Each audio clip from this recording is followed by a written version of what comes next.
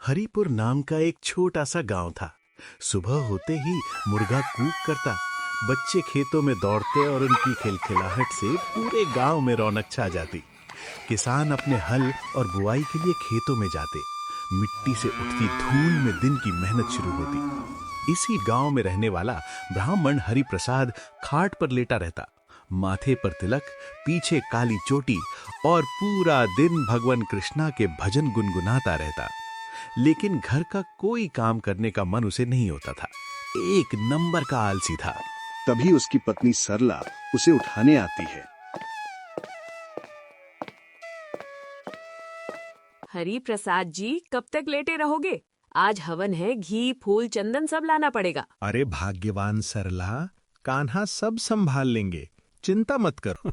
उधर द्वारका में बैठे भगवान कृष्ण सब देख रहे थे। भक्ति उन्हें दिख रही थी, लेकिन कर्म से दूरी मतलब हरिप्रसाद की आलस भी साफ नजर आ रही थी। भक्ति सुंदर है, पर कर्म के बिना अधूरी।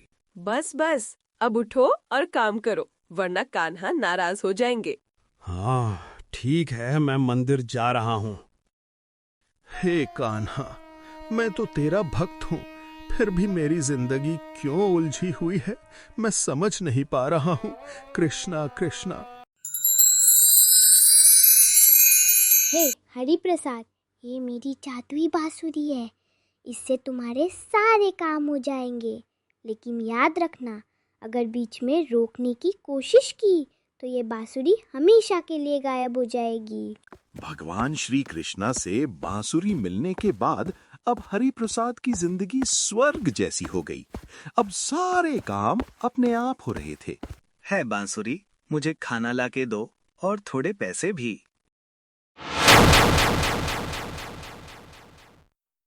अरे वाह, अब तो किस्मत ही जाग गई। खाना पैसा सब खुद से मिलने लगा। कृष्णा कृष्णा।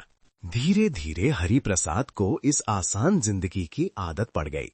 मेहनत पूरी तरह छूट गई और जादू पर भरोसा बढ़ता चला गया। ये सब मुझे बिना मेहनत मिल रहा है, लेकिन ये जीवन जैसा नहीं लग रहा। मैंने भक्ति को बहाना बना लिया और कर्म से भागता रहा।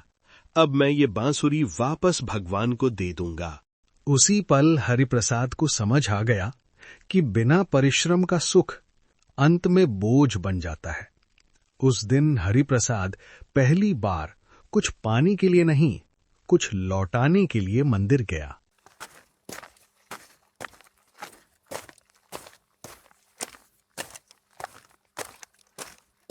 हे प्रभु, मुझसे गलती हो गई।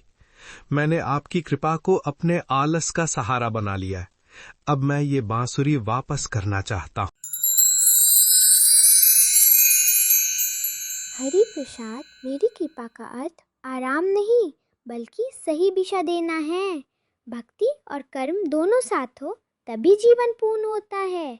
अब तुम मेहनत करो, मेरा आशीर्वाद तुम्हारे साथ है। उस दिन के बाद हरिप्रसाद ने आलस को छोड़ दिया और मेहनत करने लगा। जीवन में ईश्वर का आशीर्वाद मेहनत से भागने के लिए नहीं, बल्कि मेहनत को सही रास्ता देने के लिए होता है। जय श्री कृष्ण।